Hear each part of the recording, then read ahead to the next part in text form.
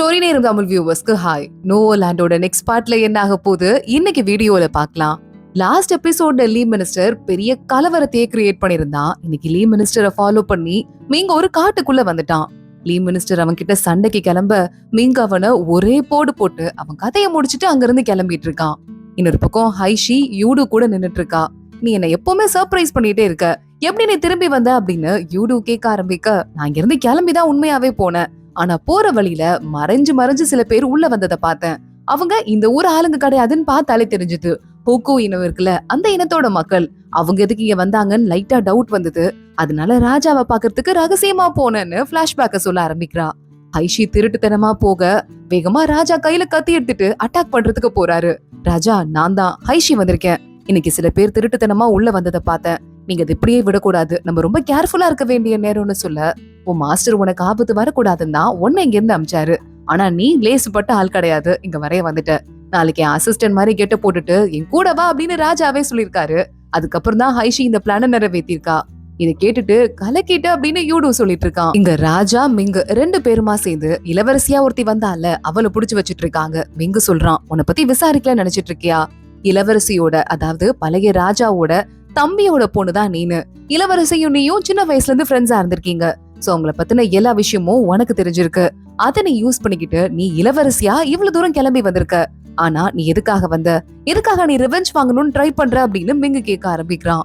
இளவரசி எதுக்கு பாத்துட்டு, நீங்க கவலைப்படாதீங்க, நான் செத்தே கூட போனாலும் ஏன் சாவுக்கு உன்னை பழி வாங்காம அவன் விட மாட்டான். பூக்கோட தலைவன் விட மாட்டான். கண்டிப்பா பழி வாங்கியே தீர்வான். நீ வந்திருக்கவே கூடாது, ராஜாவா இருக்கவே கூடாதுன்னு அவ தலையிலிருந்து ஹார்பின் எடுத்து அவளையே அட்டாக் பண்ணிட்டு அந்த இடத்துல இவ இறந்து போயிடுறா. இங்க பார்த்தா ரெண்டு பேர் இருப்பாங்கல்ல, எப்ப பாரு ராஜாவோட வாட்ச்மேனா இருந்துட்டு நடக்கிறதெல்லாம் ஓட்டி கேட்டுட்டு இருப்பானே, அந்த ரெண்டு பேரும் அங்கிருந்து கிளம்புறாங்க. ஆனா ஷா ஒரு கூட்டத்தோட வந்து வழி மறைச்சிடுறான்.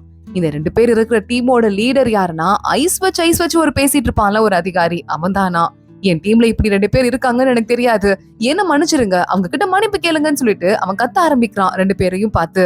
ராஜா பாத்துட்டு இருக்காரு. தலைவலியே வருது உங்களால அப்படின்னு சொல்லிட்டு டென்ஷன் ஆயிட்டு இருக்காரு. நடந்த சண்டையில என் தம்பி ஜீசாங்குக்கு வர அடிபட்டுருச்சு, நான் போய் அவனை பாத்துட்டு வரேன் அப்படின்னு கிளம்புறாரு. அதுக்குள்ள அந்த இடத்துக்கு ராணி வந்துடுறா. உங்களுக்கு ஒன்னும் ஆகல அப்படின்னு கேட்டுட்டு இருக்கா. இல்ல எனக்கு ஒன்னும் ஆகல, நல்ல வேலை, இப்ப நான் வந்து நல்லா தானே இருக்கேன், உனக்கு இப்ப நிம்மதி தானே அப்படின்னு கேட்டுட்டு இருக்கா.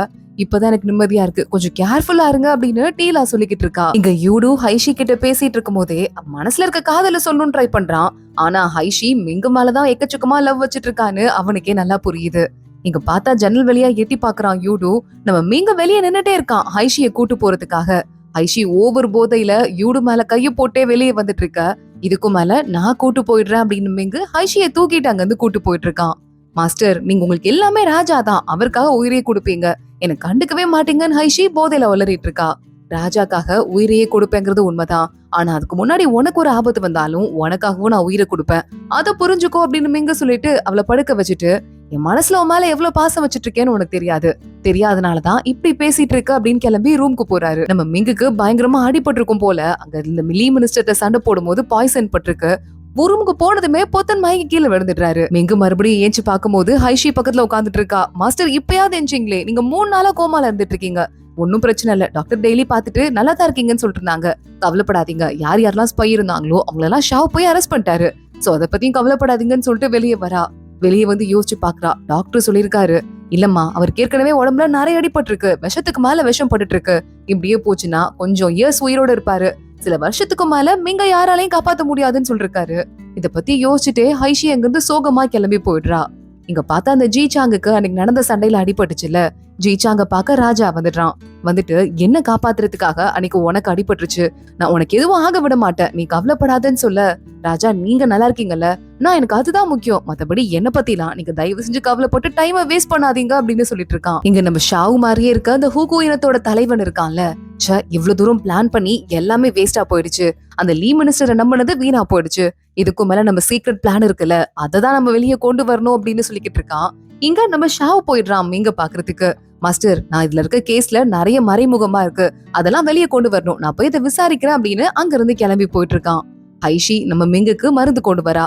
இந்தாங்க மருந்து, முதல்ல அதை குடிங்க, அதுக்கப்புறமா அந்த ஸ்வீட்டை சாப்பிடுங்க, சீக்கிரமா எல்லாத்தையும் சரி பண்ணிடலாம், கவலைப்படாதீங்க மாஸ்டர்னு சொல்லிட்டு. ஆனா எனக்கு ஒரே ஒரு விஷயம் புரியல, எப்படி அந்த பிரின்சஸ் ஃபேக்குன்னு தான் கண்டுபிடிச்சீங்க? நான் அதுவரை செக் பண்ணதுலலாம் எல்லாமே அவங்க தான் பிரின்சஸ்ல தெரியற மாதிரி அவங்க நடிச்சிட்டு இருந்தாங்க அப்படின்னு கேக்குறா. இல்ல அந்த ஆயம்மா வந்தாங்கல்ல அவங்களே என்னோட ஆள் தான். அவங்கள்ட்ட வேணும்னே அந்த போனி பூக்கள்ல இருந்து கொஞ்சமா ஸ்வீட் செஞ்சு கொடுக்க சொன்னேன். ஆனா அது எல்லாத்தையுமே இளவரசி தூக்கி போட்டா.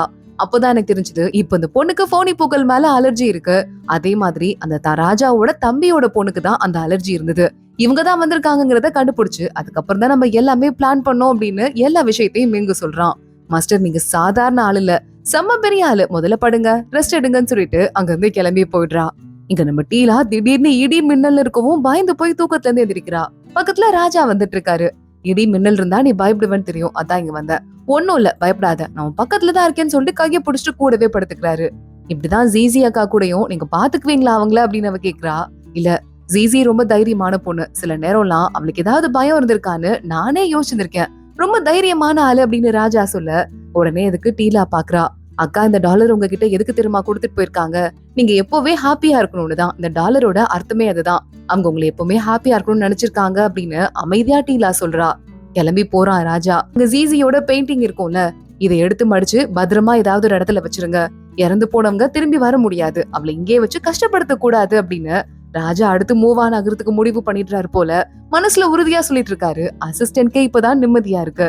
இந்த நேரத்துல மிங்க பாக்குறதுக்கு யூடு வரான். எதுக்கு என்ன பாக்க வந்திருக்கீங்க அப்படின்னு மிங்க கேட்க யூடு சொல்லிட்டு இருக்கான், எனக்கு என்ன ஹைஷிய புடிச்சிருக்கு அப்படின்னு. மிங்கு லைட்டா ஷாக் ஆயிட்டு அது என்கிட்ட சொல்லக்கூடாது, ஹைஷி கிட்ட எல்லாம் சொல்லணும் அப்படின்னு கேட்க, ஹைஷி கிட்டயா, ஏன்னா அவன் மனசுல இன்னொரு ஆள் பெருசா இருக்காரு, அதை மீறி என்னால சொல்ல முடியாது. ஒருவேளை உங்களுக்கு அவன் மேல லவ்வே இல்லைன்னா அப்பயாவது நான் ப்ரொபோஸ் பண்ணியிருந்திருப்பேன். ஆனா உடம்புல விஷத்தோட அந்த பொண்ணை குடிச்சிட்டு வெளியே வரைய அவ்வளவு பத்திரமா வீட்டுக்கு கூட்டு போகணும்னு நின்னீங்கல்ல, அப்பயும் உங்க 2 பேருக்கும் காதல் எவ்வளவு இருக்குன்னு புரிஞ்சிருச்சு. அதனால நான் ஒண்ணு சொல்லவா, இதுக்கு மேல டைம் வேஸ்ட் பண்ணிருக்காதீங்க, நீங்க சாக போறீங்க, என்ன வேணா கதை சொல்லுங்க, அட்லீஸ்ட் ஒரு நாள் வாழ்ந்தா கூட உங்க கூட வாழணும்னு ஹைஷி முடிவு பண்ணிருக்கா. அந்த பொண்ணு ஹாப்பியா இருக்கணும்னு நானும் ஆசைப்படுறேன், அதை நிறைவேத்துங்கன்னு சொல்லிட்டு யூடு அங்க இருந்து போயிடுறான். இத பத்தி சீரியஸா மிங்க யோசிச்சு பார்க்க ஆரம்பிக்கிறான். இங்க நம்ம லூலு முயல் குட்டி கூட ரொம்ப நாளுக்கு அப்புறம் விளையாடுறா. சாரி குட்டிங்களா, உங்களை பார்க்கவே முடியல, ரொம்ப பிஸியா இருக்கேன்னு சொல்லிட்டு இருக்க ஷாவ் அங்க வந்துடுறான். சும்மா உங்ககிட்ட பேசிட்டு போலான்னு வந்தேன் அப்படின்னு அவ கூட உட்காந்து பேசிட்டு இருக்கான். அப்போ ஹைஷியும் மேங்கும் முக்கியமான ஒரு விஷயத்த பத்தி பேசிட்டு இருக்காங்க. அன்னைக்கு அந்த லீட்டாய் அரண்மனையில சிக்னல் கொடுத்தான், அந்த இடத்துல அப்போ பிரின்சஸே இல்ல. அப்போ யாருக்கு சிக்னல் கொடுத்தாங்கிறது இன்னைக்கு வரைய கண்டுபிடிக்க முடியாத விஷயமா இருக்கு. அடுத்து என்ன ஆக போகுதுன்னு தெரியல அப்படின்னு சொல்லிட்டு இவ சொல்ல ஆரம்பிக்க, சரி ஓகே ஒன்னும் பிரச்சனை கிடையாது, அத பத்தி விசாரிக்கிறதுனா நீ கிளம்பலாம், இந்த ரிங்க இதுக்கு மேல வச்சுக்க போறியா இல்ல என்கிட்டயே கொடுத்துட்டு போறியான்னு மிங்க அவனோட ரிங்க கொடுக்க, ஐஷி வேகமா ஓடி போய் மிங்க கட்டி பிடிச்சுக்கிறா. மாஸ்டர் எனக்கு தெரியும், நீங்க என் மேல இருக்க பாசத்துலதான் என்ன காப்பாத்துறதுக்காக தான் இங்க இருந்து அனுப்புறதுக்கு ட்ரை பண்றீங்க, அது மட்டும் இல்லாம உங்களுக்கு ஏதாவது ஆயிடுங்கிற பயத்துலதான் என்ன துரத்திட்டே இருக்கீங்க, அப்பெல்லாம் ஒன்னும் ஆகாது, போகிறப்போ எப்ப இந்த நிலைமை வருதோ அப்ப அதை பாத்துக்கலாம் மாஸ்டர், இப்ப என்ன ப்ளீஸ் துரத்தாதீங்கன்னு சொல்லிட்டு இருக்கா. நம்ம மிங்கும் கொஞ்சம் யோசிச்சதுக்கு அப்புறமா மறுபடியும் ஹைஷிய கட்டி பிடிச்சுக்கிறான். ஹைஷிக்கு இப்பதான் நிம்மதியா இருக்கு. எங்க அரண்மனையில இங்க பாருங்களேன், ஜீசாங் பிரின்ஸ் மறுபடியும் வரவே மாட்டேங்கிறாரு மீட்டிங்க்கு அப்படின்னு மத்த மினிஸ்டர் எல்லாம் கம்ப்ளைண்ட் பண்ண போறாங்க. ஆனா ராஜா என்ன காப்பாத்துறதுக்காக அவன் அடி வாங்கினான், அவனுக்கு எதுவும் ஆகக்கூடாது, பரவாயில்ல அவன் மேல எல்லாம் யாரும் கேஸ் போடாதீங்க அப்படின்னு சொல்லிடுறாரு. இல்லங்க, ஆனா கிளப்புக்கு எல்லாம் போயிட்டு உங்க தம்பி ஃபன் எல்லாம் பண்றாரு, அரசவைக்கு மட்டும் வர மாட்டேங்கிறாருன்னு அவங்க பேசிட்டு இருக்க ஒரு கிளப்ப காட்டுறாங்க. நல்ல பொண்ணுங்க எல்லாம் ஆட விட்டு இந்த ஜீசாங் இருக்கான்ல எப்போயும் அப்பாவி மாதிரி நடிச்சிட்டு இருப்பானே, நல்லா கெத்தா உட்காந்து பாத்துட்டு இருக்கான். அந்த இடத்துக்கு ஒருத்தன் வரான், இவன் பேரே காத்தான். காத்தா, பரவாயில்லையே ஆள் பார்க்க நல்லா பலபலன்னு இருக்க, கழுகுக்கு இருக்கிற அத்தனை குணமும் உனக்கு இருக்கு, எங்க உன் திறமைய காட்டுன்னு ஜீசாங் சொல்ல பக்கத்துல இருக்கிற ஒரு வீரனை ஒரே செகண்ட்ல கட்டி போட்டு வச்சிடுறான் இந்த கழுகு, அதுவும் காத்து மாதிரி பறந்து எந்த இடத்துல அவன் போறாங்கிறதே தெரியாத மாதிரி மின்னல் வேகத்துல.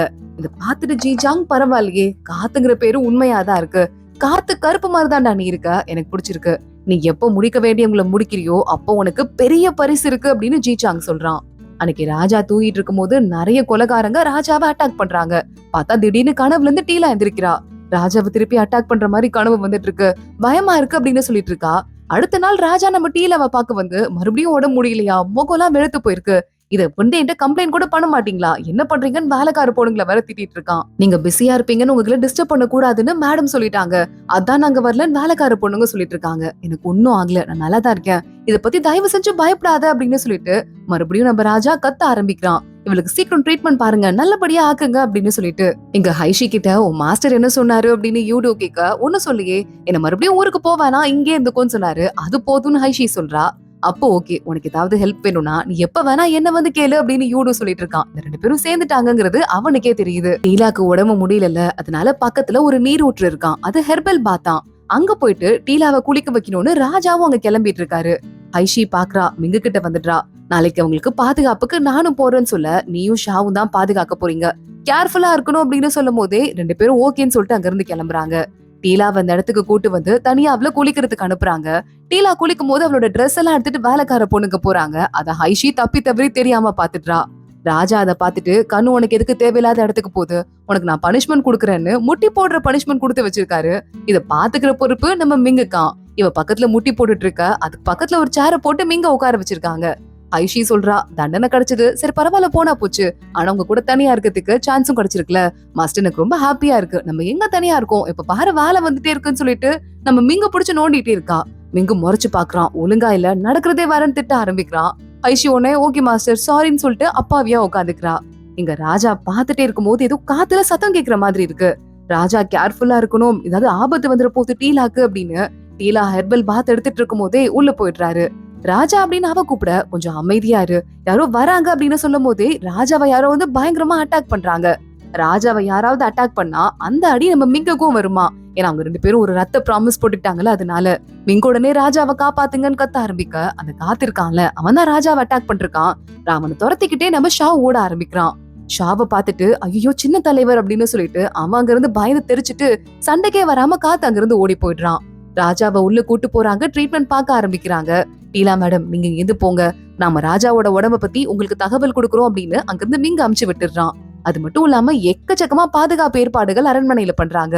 முழுக்க விளக்கேத்தி அரண்மனையே பகல்ல இருக்கா நைட்ல இருக்கான்னு தெரியாத மாதிரி பண்ணி வச்சிடுறாங்க. அப்ப மிங்க ஷாவை தனியா கூப்பிடுறான். ஷாவ், உனக்கு எதுவும் தெரியாத விஷயம் கிடையாது, ஆனா உன்னை வந்தவன் என்னன்னு கூப்பிட்டான்னு உனக்கும் தெரியும். உன்ன மாதிரி பாக்குறதுக்கு இன்னொரு ஆள் இருக்கான், அது யாருன்னு உனக்கு தெரியும், அது டூலு தான் சொல்லிட்டு நல்லாவே தெரியும். நீயும் அவனும் ஒரே குடும்பத்துல பிறந்தவங்க, அந்த குடும்பத்தோட வாரிசுதானி, உலுவோட இனத்துக்கு தலைவனாகிற முழு தகுதி உனக்கு இருக்கு. ஆனா அப்ப நடந்த பிரச்சனையில நீ அனாதையா கடந்த, உன்னை காப்பாத்தி கூட்டு வந்த, ஆனா இதுக்கு மேல நீங்க இருக்க கூடாது, அவங்கள காப்பாத்த வேண்டிய கடமை உனக்கு இருக்குன்னு மிங்க சொல்ல நான் போக மாட்டேங்கிற மாதிரி ஷா மூஞ்சி வச்சிட்டு இருக்கான். இங்க டீலா பயந்துட்டு இருக்கும் போது ராஜாவோட அசிஸ்டன்ட் வந்து ராஜா அவங்கள கவலைப்பட வேண்டான்னு சொன்னாருன்னு சொல்ல, அப்ப அவருக்கு நல்லா ஆயிடுச்சான்னு டீலா கேக்குறா. அது சொல்ல முடியாது, ஆனா அவங்கள கவலைப்பட வேணான்னு மட்டும் சொன்னாருன்னு சொல்லிட்டு அசிஸ்டன்ட் அங்க இருந்து போயிடுறான். இங்க நம்ம ஹைஷி வரா. என்ன மாஸ்டர் நம்ம அடுத்து என்ன பண்ணணும்னு ஷாவ் இருக்கும் போது கேக்குறா. வேற ஒண்ணும் இல்ல, இங்க இருந்து போன் ஹைஷி அனுப்பிட்டு இந்த விஷயம் ஹைஷிக்கு கூட தெரியக்கூடாது, நீ போய் உன் வேலையை முடி அப்படின்னு சொல்ல ஷாவ் மனசே வராம அங்கிருந்து கிளம்பி போயிட்டு இருக்கான். மிங்கு பாக்குறான், ஆனா இவன் அவ்வளவு சீக்கிரம் போற ஆள் கிடையாது அப்படின்னு அவனுக்கே தெரியுது. ஷாவ் கூட அடுத்து ஹைஷி கூட வந்து எல்லாமே வாழ்க்கையில எப்ப எப்படி நடக்கும்னு தெரியாது, விறுவிறு நடந்துட்டு இருக்கோம் அப்படின்னு சொல்லிட்டு கொஞ்சம் ஃபீல் பண்ணி பேச ஆரம்பிக்கிறான். என்ன சீனியர் உனக்கு ஆச்சுன்னு சொல்லிட்டு அவளே ஒண்ணும் புரியாம பாத்துட்டு இருக்கா. இங்க ராஜாக்கு உடம்பு முடியலன்னு அரசவை கேன்சல் ஆகுது, என்ன ஆக போதோ தெரியல அப்படின்னு அத்தனை பேரும் அங்க இருந்து கிளம்புறாங்க. ஜீசாங் பாக்குறான், நான் உள்ள போய் அண்ணனை பாக்கலாமான்னு கேட்க நீங்க அவரோட தம்பி, எப்ப வேணா பாக்கலாம் அப்படின்னு மிங்கு சொல்லிட்டு இருக்கான். சரி டிஸ்டர்ப் பண்ணல, நான் அப்புறமா வந்து பாக்குறேன் அப்படின்னு அவனும் அங்க இருந்து சிரிச்சுட்டே ஒரு மாதிரி நக்கலா கிளம்பிட்டு இருக்கான். இங்க அந்த ஷாவ் மாதிரியே இருப்பான்ல டூலு, அவனை காட்டுறாங்க. டூலு பாத்துட்டு இருக்கான். இந்த மாசத்தோட முதல் நாள் வரப்போது இல்ல, அன்னைக்கு இருக்கு காத்தோட சேர்ந்து நம்ம கிட்ட இருக்க அந்த பிளாக் மேஜிக் அந்த பவரை அனுப்ப போறோம். ராஜாவோட கதை அன்னைக்கு முடிய போகுது, அன்னைக்கு நமக்கெல்லாம் விருந்து இருக்கு அப்படின்னு சொல்லிட்டு அடுத்த பிளான் அவன் ஏற்பாடு பண்ண ஆரம்பிக்கிறான். இங்க இந்த அப்பாவி மாதிரி எல்லாத்திட்டையும் ஐஸ் வச்சு பேசிட்டு இருப்பானே அந்த துணி அதிகாரி, அவன் ஏதோ துணி எல்லாம் மெசேஜ் வந்திருக்கும் போல அந்த துணியில, அதெல்லாம் கட் பண்ணி வேலைக்காரனை கூப்பிட்டு எரிக்க சொல்றான். வேலைக்காரன் எடுத்துட்டு போகும்போது ஒரு சின்ன பிட் அதுல இருந்து பறந்து கீழே விழுந்துருது. அந்த இடத்துல இருக்க லூலு அதை கையில தொட்டுடுறா. அதை எடுத்து அப்படியே கொடுத்துடுறா திரும்ப, இந்த அங்க கீழே விழுந்துருச்சு பாருங்கன்னு. உடனே இதை பார்த்துட்டு சந்தேகப்பட்டுட்டு அந்த அதிகாரி இருக்கான்ல, லுலு உங்களுக்கு ஒரு விஷயம் தெரியுமா, ஜீசாங் இருக்காருல அவர் உங்களை கூப்பிட்டாருங்க, வாங்க வாங்க அவர்கிட்ட உங்களை கூட்டு போறேன், ஏதோ எம்ப்ராய்டரி பண்ணணுமான்னு நேரா ஜீசாங் கிட்ட கூட்டு போயிடுறான்.